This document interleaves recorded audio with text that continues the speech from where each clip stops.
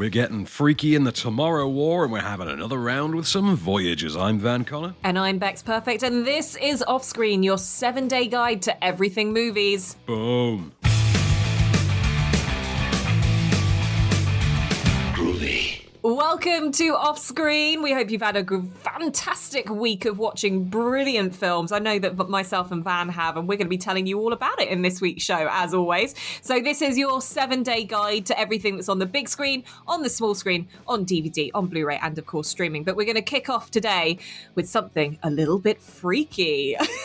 Van, I remember the 1976 movie with Jodie Foster of Freaky Friday. Do you remember watching that as a kid? I'm not saying that we're that old, but I've seen it. I don't remember watching it. I was aware of that one. I think I might have caught it on TV one afternoon when I was a kid or something, but it wasn't a film I ever sat down and intentionally watched as a kid. So yeah. I know Freaky Friday more as vice versa, the Fred Savage one. Yeah. Which was the sort of For the Boys knockoff that they had about mid-80s. It was Fred Savage and Judge Reinhold. And then, of course, they remade Freaky Friday in about 2003, I want to say. Was it about 2003? With Lindsay Lohan. Was it with Lindsay Lohan? Jamie Lee Curtis one. Yeah, I think it was like 2003, 2004, because that's the one that made Lindsay Lohan the megastar, wasn't it? And then she gets Mean Girls, things like that. And of course, into this mix, again, around the same time, we had The Hot Chick with Rob Schneider and Rachel McAdams, the movie that introduced me to Rachel McAdams as the teenage girl that the homeless guy swaps bodies with.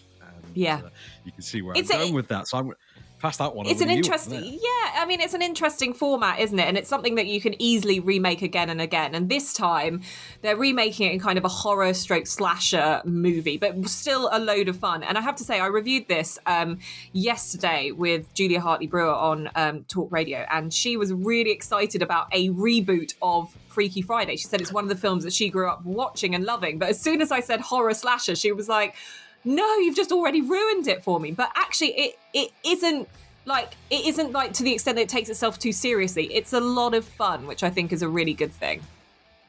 You've hit it right on the head right there, because there is an energy to it and a sort of heightened sense of fun. And it all has to do, of course, with a teenage girl who accidentally gets body swapped with the local town slasher killer, who I think is called the Blissfield Butcher. He's played by Vince Vaughn. She's played by Catherine Newton from Supernatural and Detective Pikachu. They swap bodies. How do you think this is going to go? Guys, he's here somewhere.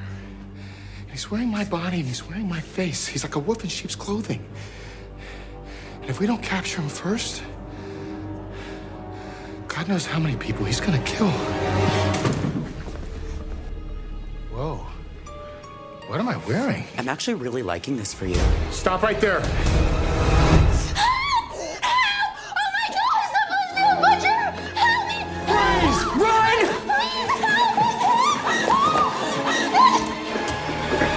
This comes to us from the same studios as Happy Death Day, which I know you and I are both really big fans of. We had a shared love, didn't we, for that? Yeah, because it was kind of one of those surprise hits. It sounded naff. You didn't know what you were going in to watch, and then actually it was a lot of fun, and so was the sequel as well. So that was a kind of take on Groundhog Day, and you can kind of see what the studios are doing, because now the next thing is that they're taking on Freaky Friday. I wonder what they're going to pick next.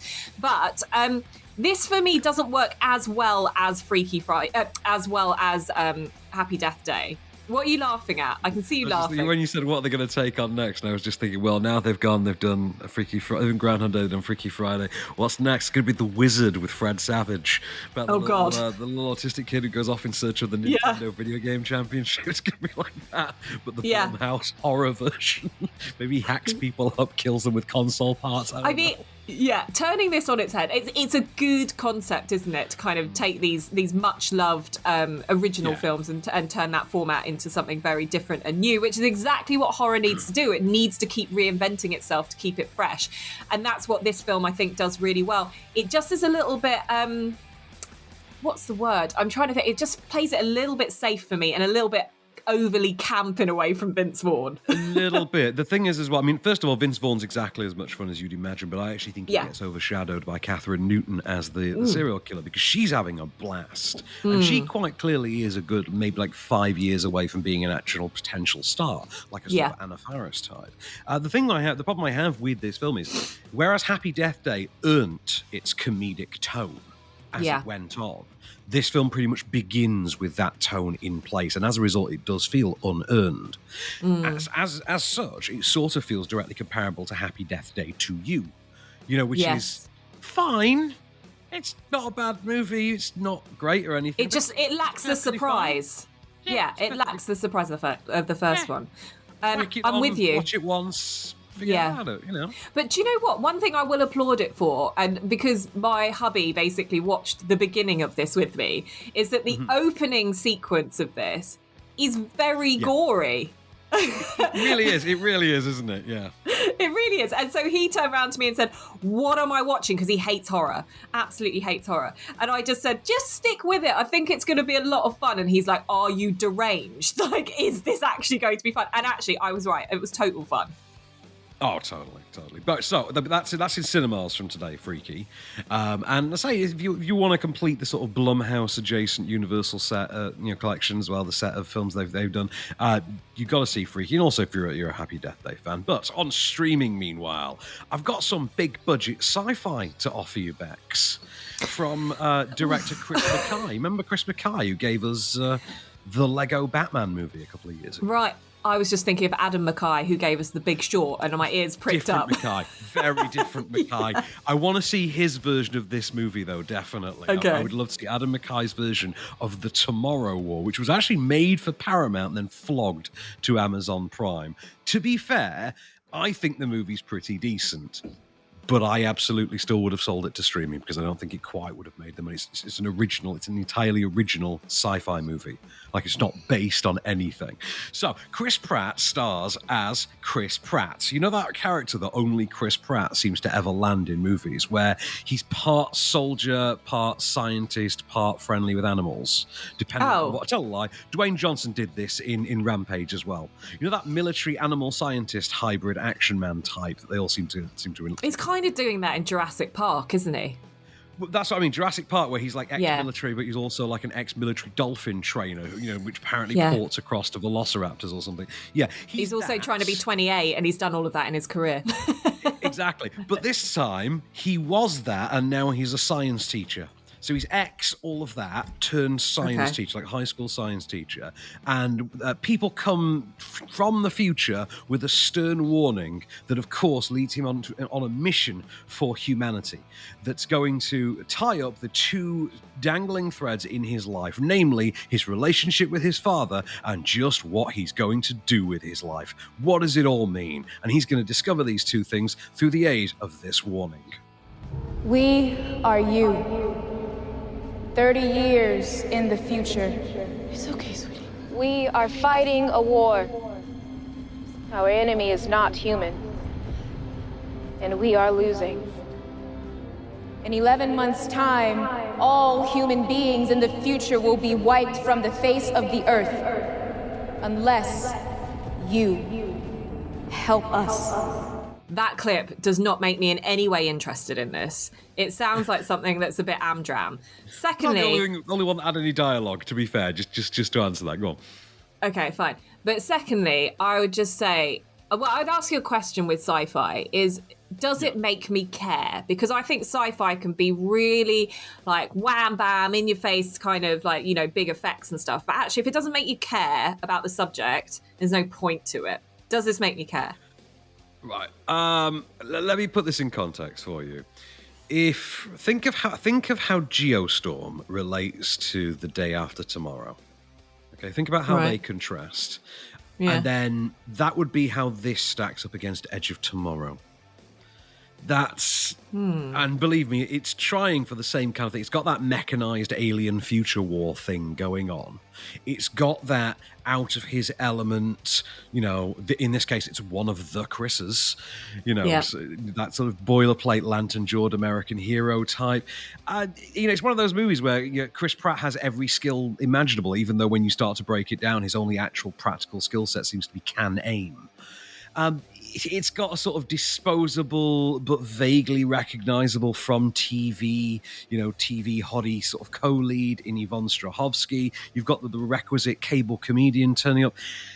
It's fine, but it is like diet Edge of Tomorrow. I mean, it's even got a tomorrow in the title. It's Edge of the Tomorrow War in this case. But, I mean, it literally is. If you remove the time loop element from Edge of Tomorrow, that's what this movie is. It's no more, no less.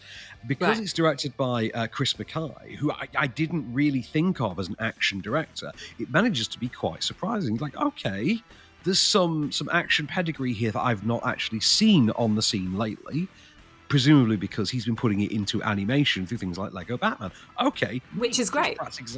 Chris Pratt's exactly as likeable as I think he's going to be. Fine. It's got full buff J.K. Simmons, by the way, if you're a fan of that. You know when J.K. Simmons just randomly goes full, like, hench granddad? Yeah. He got full hench granddad in this, so it's full buff J.K. Simmons. This is seriously Simmons. Okay. Right, so really quick and easy question to finish off. Do I watch this, or do I go back and watch Edge of Tomorrow? This is on streaming. It's on Amazon Prime. Why not just pick the new one? Just watch it.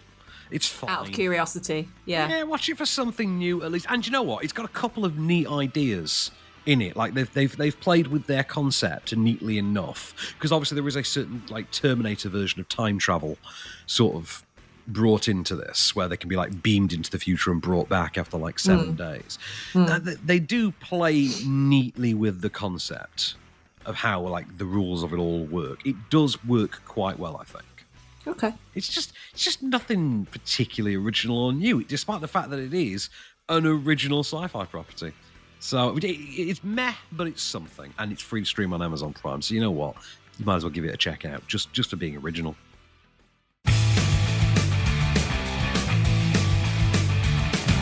Welcome back to Off Screen. We're keeping you on your cinematic couch for a little bit longer. We've got 2 more big releases that are hitting the cinemas this weekend. Starting with the winner of the Best International Film at the Oscars this year. It is Another Round starring Mads Mikkelsen. It's about 4 school teachers. It's a Danish movie about 4 school teachers who live a relatively mundane life. At least one of them is really starting to feel the pain of their mundane life.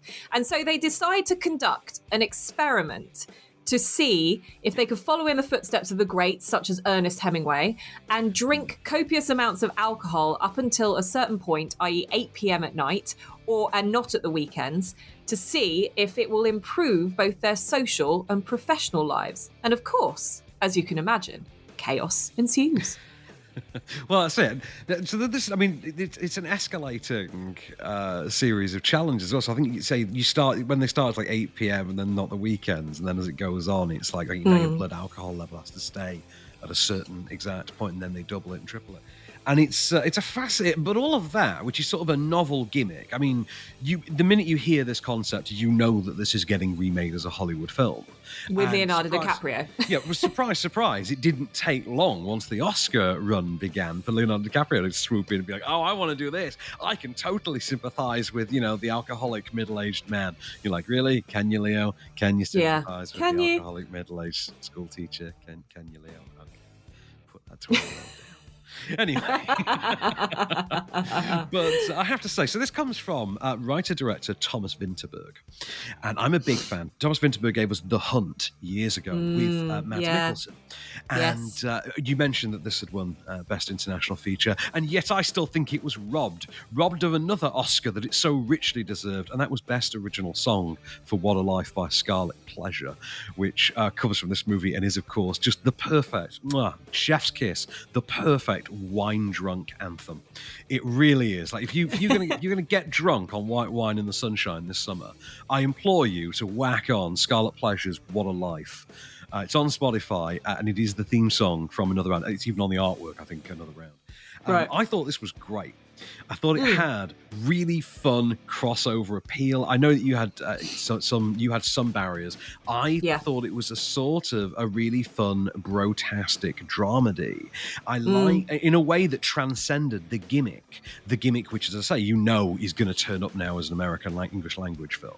And of course, we know is Leo, because he can relate so hard. We've got Leo and Armie Hammer and Miles Teller and people like that who can all relate to the middle-aged alcoholic school teachers. So totally. And all but one that are problematic, but all but one that are problematic. But this is the thing. I think it does have crossover. I think it's superbly shot. I think it's so sharply written. I was moved by it. I laughed my ass off at times.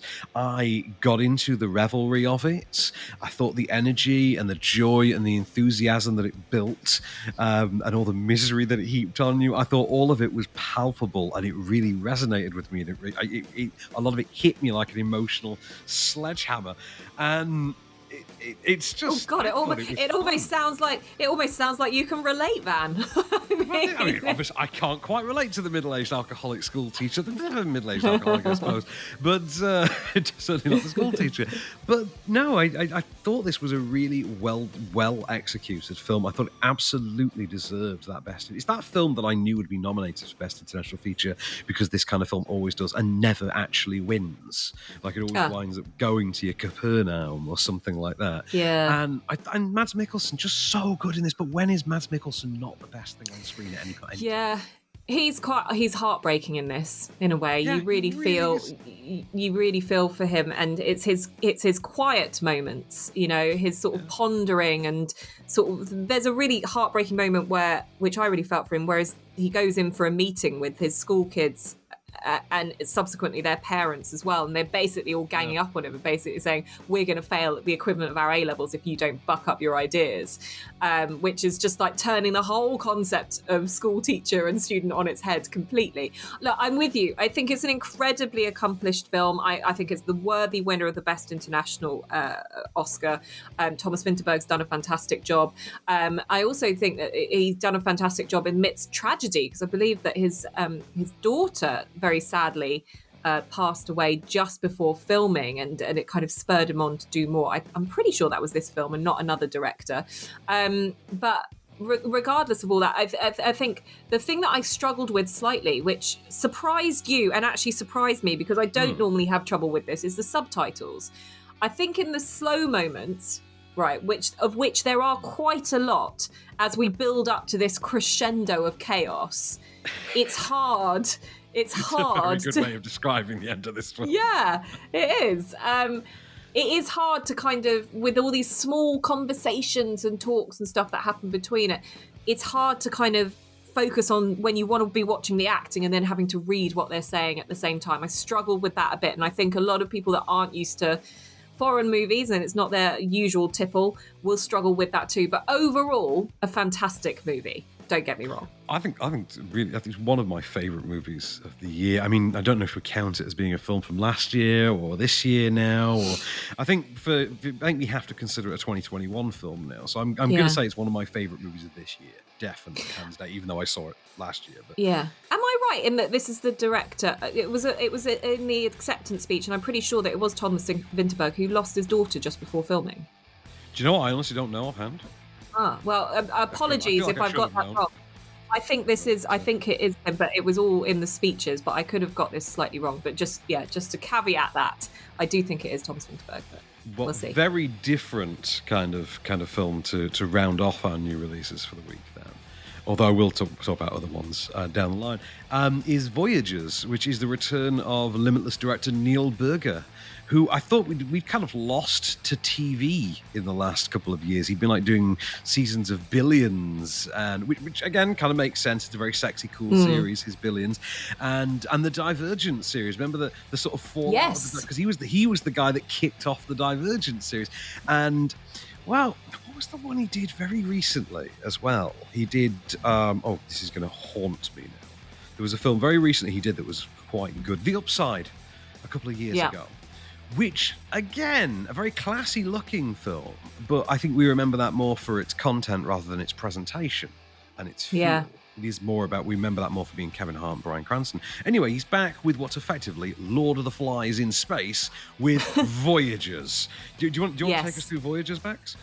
Well, yeah, do you know what? You've just described it perfectly. So it loosely stars Colin Farrell, who has been kind of overseeing the growth and, I suppose, the welfare of a group of children who essentially will be the future of existence for our planet, because they're going to stick them on a spaceship and send them to another planet, which is going to be somewhere we've identified as inhabitable.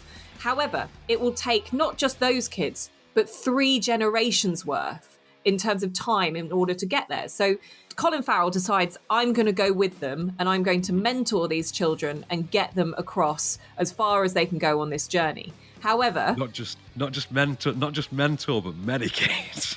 Mentor and medicate. I wasn't going to give too much away, Van.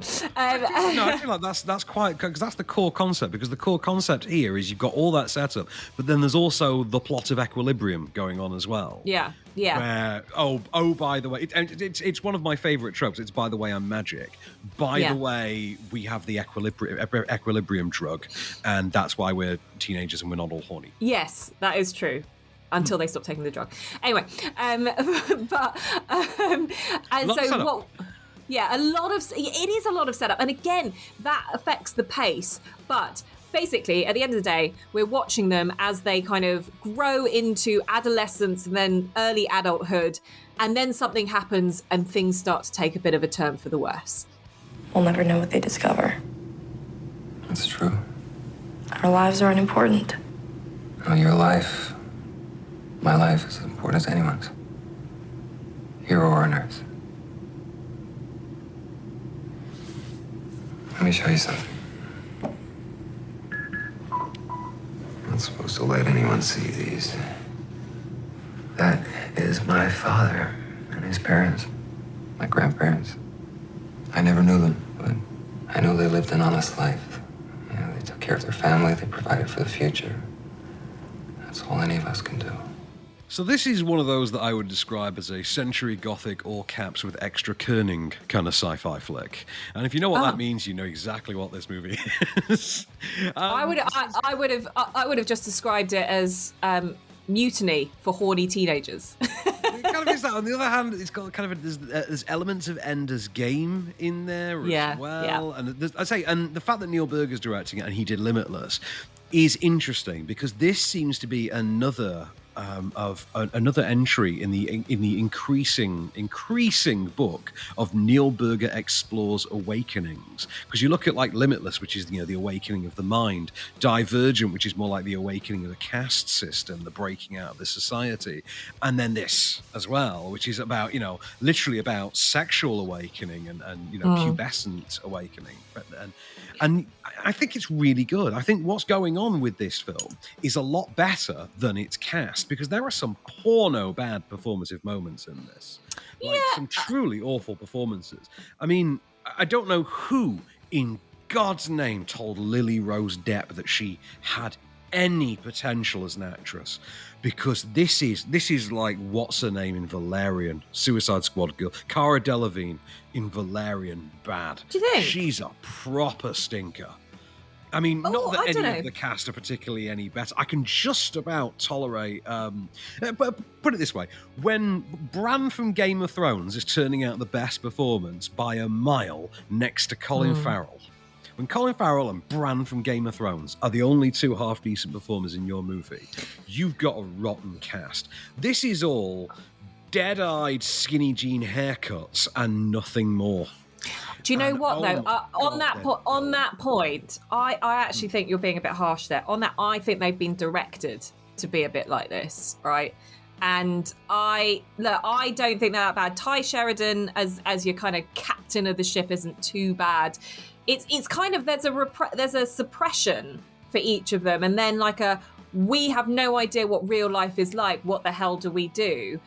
You're trying to be an adult. You're trying to be but you're actually a kid, and you're understanding this awakening and stuff. I think it's quite a hard thing to navigate around. I'm not saying it's the best performances, but I certainly don't think they're terrible.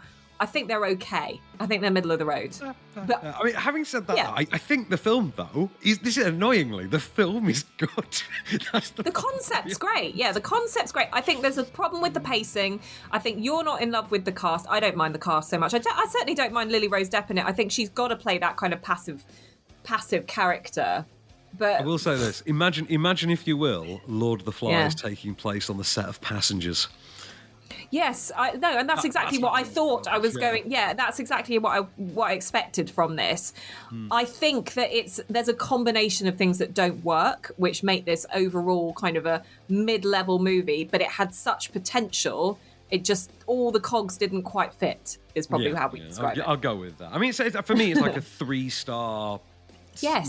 6 or 7 out of 10 kind of, for probably a 7 out of 10. I will say this though, I did have an observation, just to wrap this up with some sort of randomness. I did have an observation as I was watching this, that Ty Sheridan almost permanently wears the facial expression of a man who has just watched a kitten eat an entire bag of mint-flavoured Oreos. He's got the same expression. If you check on IMDb, he wears the same expression in his profile picture there. He basically doesn't change his face.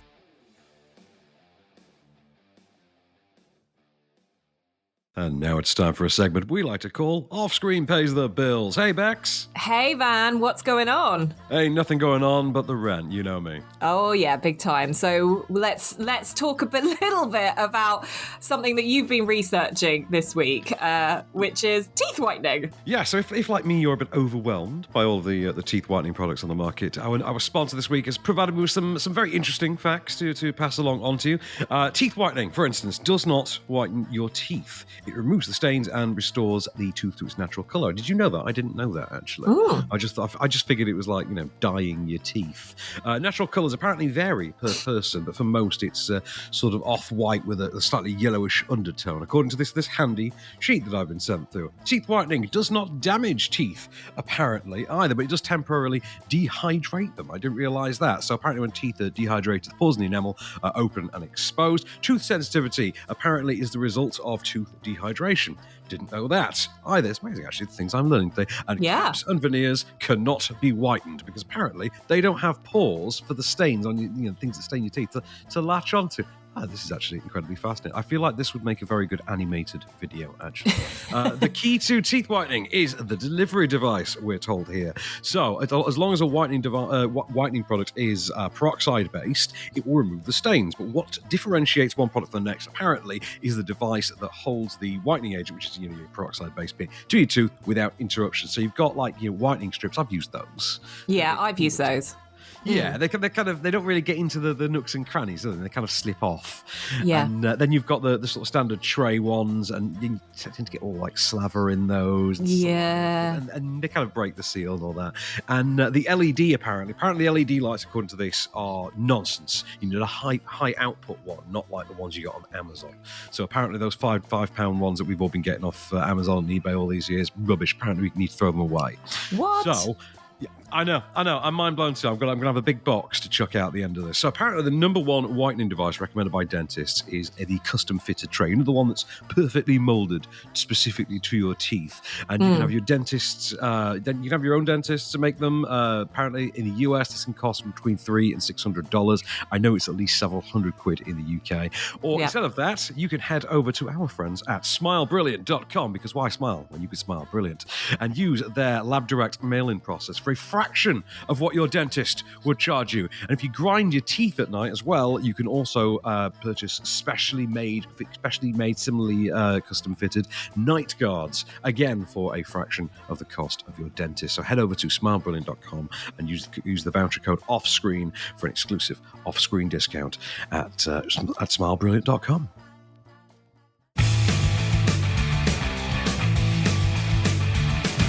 Welcome back off screen, and we're going to keep you on the couch, but this time we're going to drag that couch all the way back into your living room, which is a bit of a jaunt. I live pretty far from the cinema. I don't know about you.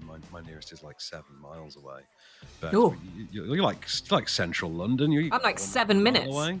You're like a mile away from your nearest multiplex. Yeah, I am. But it is an Odeon where people do throw, pre-pandemic, they will have thrown a shoe or some popcorn at you. So it's not the nicest experience, but there is a Ritzy just up the road, so it's fine. Ah, I see. Well, so let's have a look what we've got to watch at home for the next 7 days. And I believe, and I'm annoyed that this is on, the 3rd of July, because if they'd nudged this a couple of days earlier, they could have hit this into, Pride Month. Why don't you take us through our Saturday night offering as Perfect? Well, I'm also annoyed at the fact that it's on BBC Two at 11 p.m. Because it should be on much earlier.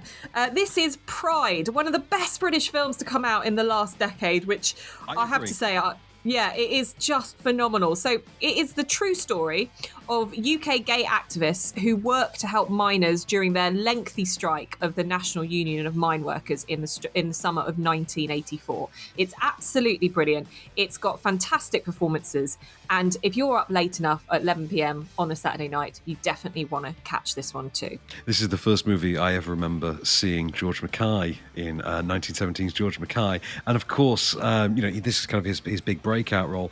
We've got a clip of him being, just taunted nicely as he gets on the group's bus as they sort of go off to help the miners in Wales for the first time. All aboard the Deviants bus. No pushing, no community singing, and absolutely no back-chatting the driver. Right, where are we going? Wales? Someone better roll me a little spliffette. What I'd like to know is what Bromley told his mum and dad. Yeah. It's no big deal. Come on. I said that I was doing so well at college, they were sending me on a residential course. Doing what? Shoe pastry.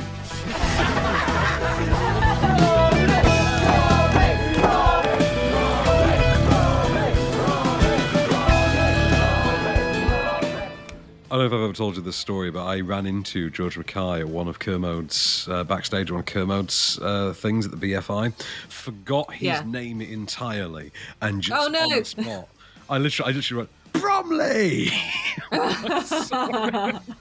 I just could not remember the man's name. I bet he loved it. I loved it. Yeah, this if you love films like Brassed Off, if you love films like The Full Monty, films like that, this has got that absolute look and feel to it. It's a very important moment in time as well. It will bring a tear to your eye at the end. And it's just such jolly good fun. So great British movie there. BBC Two, 11 p.m. Now, moving on to Sunday, on Great Movies at 9 p.m.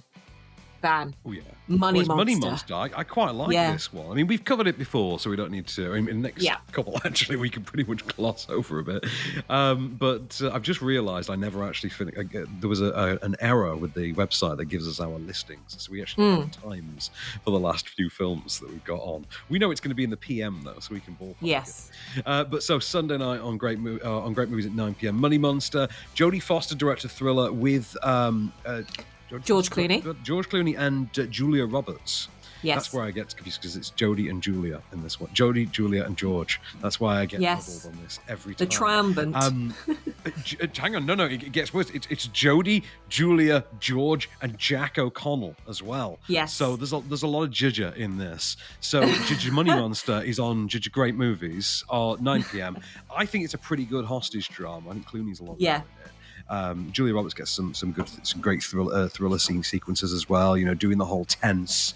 She's kind of the guy in the chair for a lot of this. And she's in the gallery, isn't she? She's in the gallery directing it, and she's sort of talking you through it. So I feel it's a little bit of we lose a little bit of we want to see Julia out in the action, but she's not, and it's fine. It works. But I think Jack O'Connell, it's a great performance from him. It's good for him. Yeah, it's a good role for Jack O'Connell. I'll give him that. And I'm not someone who heaps any praise on Jack O'Connell easily. So let's go on to Monday night then. We know this is on at 10:20 on ITV4 on Monday night. It's one of my favourite actioners of the late 90s, written by J.J. Abrams, would you believe? I didn't realise that. Michael Bay directed Armageddon. How much do you love Armageddon, Bex? I love it, but I feel like that's just aged J.J. Abrams. It makes me think that he's 60 or something now because, I was like a kid when this came out. I love it. This is the time of when a blockbuster really hit. You know, like when Independence Day was the blockbuster, everyone was like, oh my God, I got to go to the cinema to watch this. You felt like this about Armageddon. That's the death of the monoculture, though, isn't it, now? It's because we don't... It's like we have so many more TV channels, so many more shows. So much more choice. Out at once. It's hard to get everyone to focus on the same thing at once. So, of course, it just feels like a different time when, Armageddon was the biggest thing in the world and everybody had to see it. It's Titanic with an asteroid. Yeah, exactly. You got your love story with Liv Tyler and Ben Affleck. You got your dad and Bruce Willis. What's not to love in this? It's just brilliant. So we don't need to stick on this for too long because everyone that we know is listening will have seen this and will just want to go and see it again, won't you? And I just, the memory of drunk Ben Affleck on that commentary track just comes back every time. Again, if you've never heard the Armageddon commentary with Ben Affleck, in which he is quite clearly inebriated. I think he has admitted it in time since. And he just runs his mouth about how dumb all the constituent elements of Armageddon are and what working with Michael Bay is really like. You've got to check it out. It's hilarious. The best parts are on YouTube, admittedly. But on then to Tuesday night, and another great 90s action. I think this one is is this the year or 2 years before? Good question. I think Armageddon's 98. When is Con Air out? I think The Rock is 96. I feel like Con Air is 97. That feels like summer of 97. Yeah, The Good, maybe. the Fed, and the Ugly. It is 97. It is 97 indeed. You're right. The Good, the Fed, and the Ugly, I think, was the marketing campaign for this one. This is on 10 p.m. ITV4, so pretty much in the same slot as Armageddon on Tuesday night. It is, of course, the timeless tale, almost Dirty Dozen-esque. I love the assembly of cast for this one because it's huge. This is the assembly of a cast that includes Nicolas Cage, Steve Buscemi, Mykelti Williamson, Danny Trejo, John Malkovich, Ving Rhames, Steve Buscemi, Dave Chappelle, John Cusack, Cole Meany, Rachel Tickerton. That's just off the top of my head. I was just going to say, I'm really impressed that was just off the top of your head. That's all I can come up with off the top of my head. And I'm sure MC Gainey was in there as well. I know I saw you just replaying Con Air in your head just then as you were doing that. You were like, oh, that scene has got this. Nick Chinland. Oh my God, I forgot Nick Chinland as well. Anyway, I tell you, I've got them all down. I could probably reel them off. Anyway, it is, of course, the transport plane full of convicts that gets hijacked by the convicts. Appears the United States Parole Commission that... Oh, man. Oh, yeah. Put the bunny back in the box. I knew you was a punk, and I was right. You've been playing us all along. You a free man. I said, put the bunny back in the box. That just turned into the most unlikely of action franchise classics, that didn't it? The put the bunny back in the box moment. Anyway, so let's move on then to Wednesday night. It's The Untouchables on ITV4. Yes. Wednesday night. You can safely say this will be around 10 p.m. So Untouchables is a classic, isn't it, as well? Yeah, absolutely. 10 years earlier, in fact, from Con Air. So this is 1987.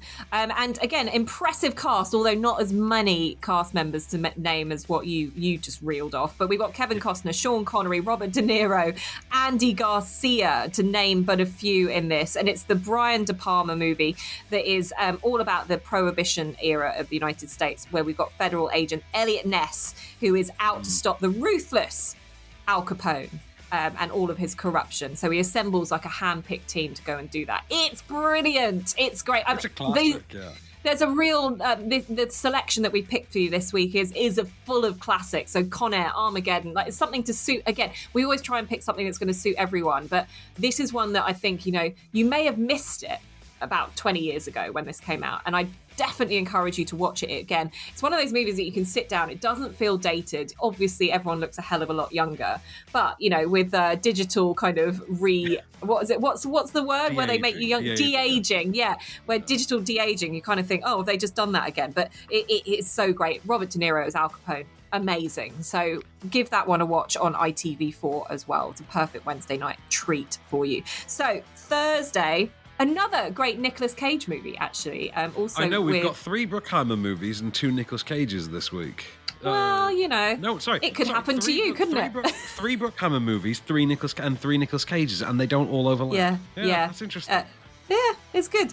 But this is It Could Happen to You, which is out, which is from 1994. I do like time checking these because this is kind of a heyday for Nicolas Cage, isn't it? The 90s. It just really is when it all kind of. This was ages ago because Bridget Fonda's in it, and Bridget Fonda's never in movies anymore. Bridget Fonda, I think, just seems to have retired. I think. Oh, it's such a shame. She's brilliant. I think there was a declaration, or like a decade or something ago, that she had stepped back from acting. But yeah, she is very much a signature piece of the early 90s. Yeah. And it's all based around, basically, if a police officer sort of tries to chat up a waitress and he just basically says, instead of giving her a tip, he goes, look, I've got this lottery ticket. If I win it, I'll split it with you. And...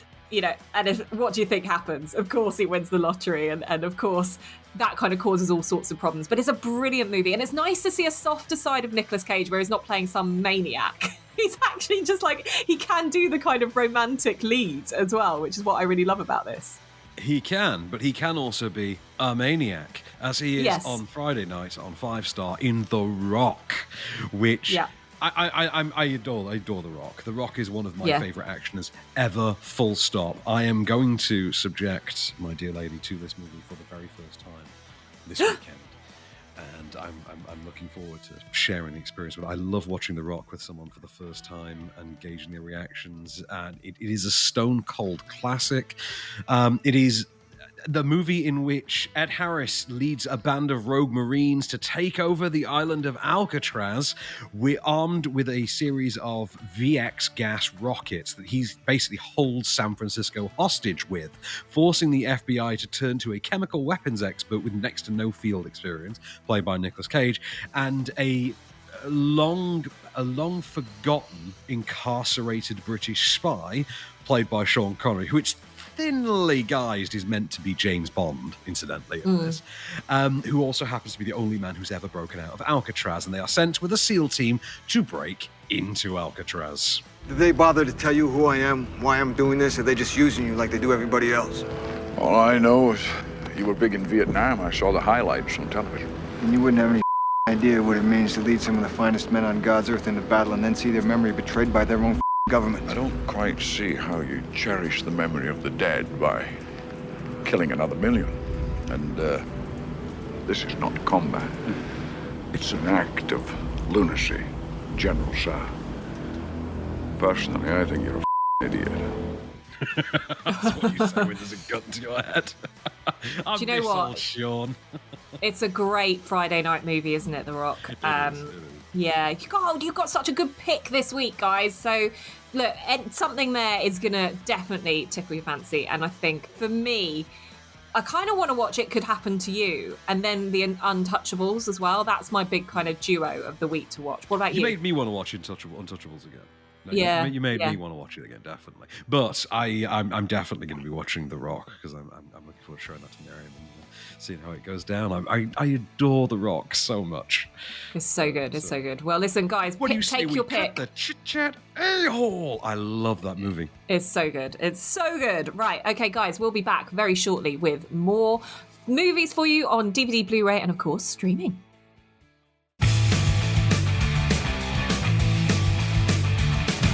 Welcome back to Off Screen. So we're keeping you at home on your couch, if that's your wishes. And we're giving you your DVD, your Blu-ray, and your streaming options. And we're going to kick off with, well, literally a kicking film, which is Mortal Kombat.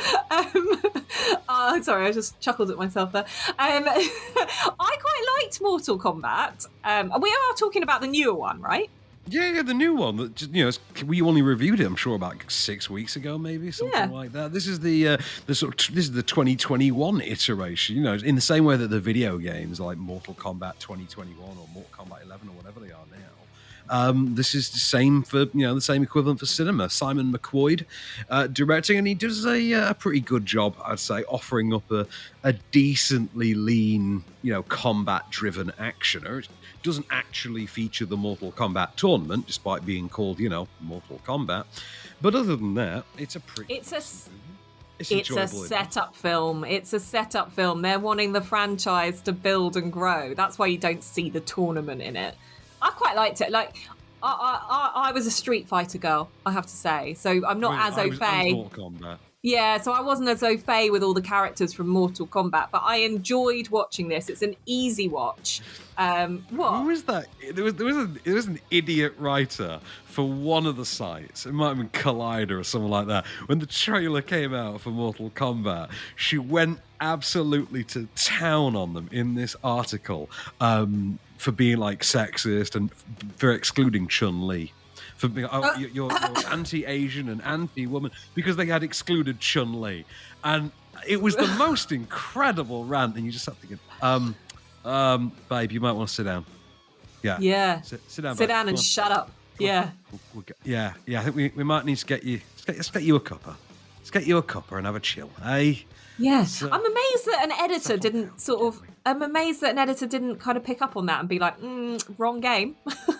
They've added a correction. I'm sort of thinking I just would have pulled the article personally, but you can genuinely find you Google that. It's just fun. But anyway, funny. Mortal Kombat I thought was perfectly good and certainly a damn sight better than the other film hitting DVD and Blu-ray this week. Should we have a listen before we? Yeah, go on.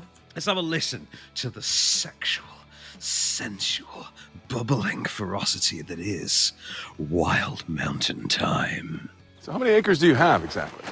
I don't know. How does nobody know how many acres they have? We're not a direct people, you know. You want to be a farmer then? Yeah. No, you don't. You want to own a farm. It's not the same. You could be a farmer. Wake up. You're no farmer. To a big bloody fart. Maybe you've been a farmer too long. How's that? You've been talking to Cleary. What did he say? Something about you and a donkey. I'm going to kill that man one day. The world will thank me for it. Hot. I don't care how hot you are, Jamie Dornan. I just don't care.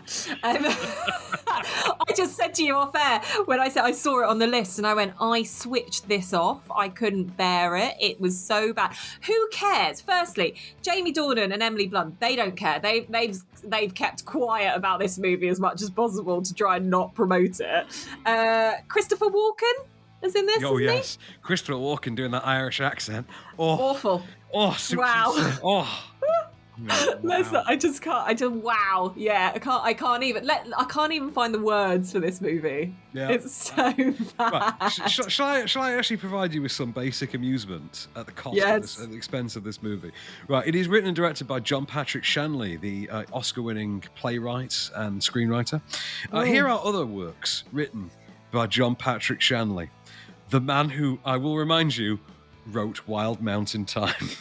Okay. He also wrote Moonstruck, The January Man, Joe versus the Volcano, Alive, Congo, Doubt, bloody Doubt. He wrote Doubt. Imagine writing Doubt and then churning out this, which is not a Wild Mountain Time at all. No. Anything, it's a panty-raising time is what it is. It's a terrible time. I feel like someone sabotaged him. Like, someone come in and got on his typewriter.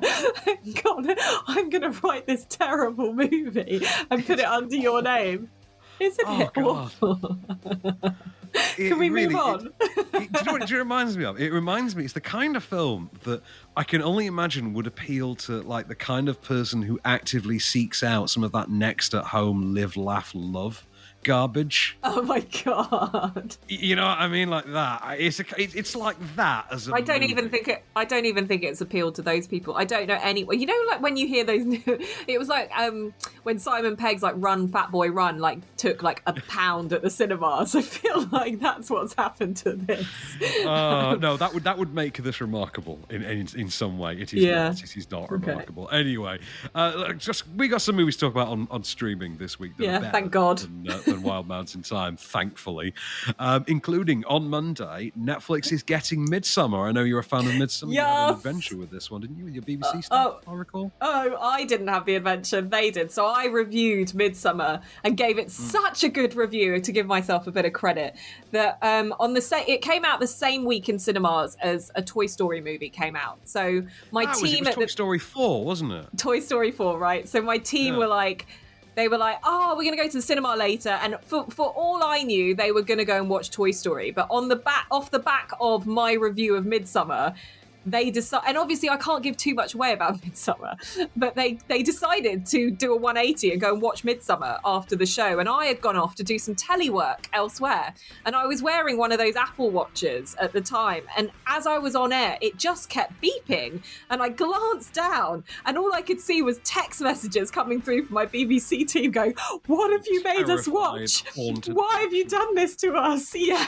And I just said, what are you on about? You went and watched Toy Story. And I just got voicemail. I was going, oh no, we went to watch Midsommar. And guys, do you know what? I'm so proud of that moment. I love it. I'm going to be interested. I'm going to be very interested to see what he follows up Midsommar with. Because obviously that third film is on the way from Ari Aster. I'm not sure if it's his third ever, but because we go with Hereditary as being his sort of breakout one, and Midsommar. I'm not sure if Hereditary is his first ever or anything, but I'm interested to see what comes of it. And Netflix from Monday, absolutely worth checking out. I think Midsommar is a modern masterpiece. I think it's the new Wicker Man. Yeah, doing a horror movie in broad daylight takes balls, and that's what this has got. Or Nicholas Roeg. But anyway, also on streaming from Wednesday the 7th on Netflix is, well, this one turned out to be quite a player when it came to the Academy Awards that year, didn't it? Yeah. Once Upon a Time in Hollywood's finally out on stream. Should we have a listen to? This is obviously Tarantino's big 1969 Hollywood, love letter. Let's have a listen to. I think this is Leo and Kurt Russell in a dispute over the presence of Brad Pitt. I got to look after my dudes. Hey, and if your dudes were a better match for me, I'd say, okay, you got me. But that's not the case, and you know it. He's a great match for me. Yeah, no. Hey, you could do anything you want to him. Throw him off a building, right? Light him on fire. Hit him with a Lincoln, right? Get creative. Do whatever you want. He's just happy for the opportunity. Rick? Yeah. I don't dig him. Oh, I really wanted to love this movie. And I just didn't. Do you know what? I'm such a Tarantino fan, and I love the quirks and all of the stuff that makes a Tarantino movie a Tarantino movie. And the only bit in this that really stood out to me was the dog food scene. And I was like, I felt really underwhelmed by this, but because it's got such an all-star cast, and it's like, okay, I understand why it did well at the Academy Awards, and I do think that Brad Pitt deserved the Oscar for this, but it just doesn't hold the weight that it does that other Tarantino movies do for me. It's a shame. I mean, I'm completely on the opposite side, actually. I like the early Tarantino films, but beyond that, I've not really got an awful lot of time for particularly post-Kill Bill Tarantino. Yeah, no, I'm with you, yeah. I thought Hateful Eight was very good, actually, now that I think about it. But this one I thought was great fun. I had a good time with this, and it had so many just great, memorable moments. I loved the energy and the atmosphere of it.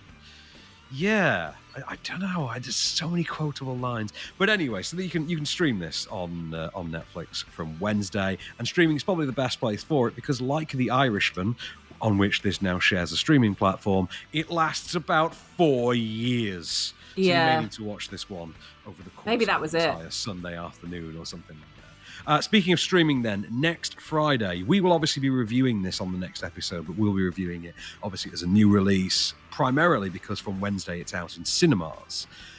From Friday on Disney Plus, however, you can additionally stream on Premiere Access Marvel's Black Widow. You looking forward to this one, Bex? I am, actually. There's been a lot of hype. My girl Florence Pugh is in this, and she's getting a lot of the hype for this. But for me, who is not a Marvel fanatic, I quite like Black Widow, and I assume this is like not an origin story, but it's giving her the backstory that we'd already had her origin story given to us briefly in Age of Ultron. So it looks like this is going to be her sort of this is her returning home post Civil War. While she's on the run after Civil War, returning home and dealing with what has become of the system that she thought was gone. You know, she thought her backstory, the Black Widow program, was gone. Apparently, it's back in a new form, and she takes it on with the aid of Florence Pugh, who's one of, I think, the additional Black Widows that's sort of trained. And like Rachel Weisz is in this, and David Harbour. I think Rachel Weisz is meant to be like one of the instructors or something like that, and David Harbour is like a Russian Captain America from the 70s, 80s or something like that. Yeah. But I will say as well, before we go, also on streaming, because this loops back into Freaky to an extent. You mentioned the opening in Freaky. Another slasher movie that's out, and this is out from today. There's part 1 of a trilogy of films. We'll talk about it when part 3's out, when they've sent me the link for part 3. And we can talk about them as a set. Trilogy of horror films called Fear Street, based on the novels by R.L. Stein. And the first one is Fear Street 1994. It's very Stranger Things. Even begins with a massacre sequence in a shopping mall with Maya Hawke. That's how on the nose they are about the Stranger Things connection. Even got the cinematographer from Stranger Things doing... Is she wearing a sailor outfit? Oh no! What she's wearing like a horizontally striped black and white thing with combat boots. Close enough. Very 1990. Whilst listening to "Closer" by Nine Inch Nails and being murdered. Sure, of course. Yeah. And of course, there's like a VHS store, and a record store and a book. You'll love it. You'll love it, Beck. Great. Can't wait. Worth checking out, but there's going to be one a week for the next 3 weeks. We'll talk about them in more detail though when part 3's out. Next week is Fear Street 1978, and the week after that is the trilogy closer 1666. So all those to look out for to come. So yeah, we'll be back next week with some Marvel mayhem. Meanwhile, for now, I've been Becks Perfect. And I've been Van Connor, and we shall return.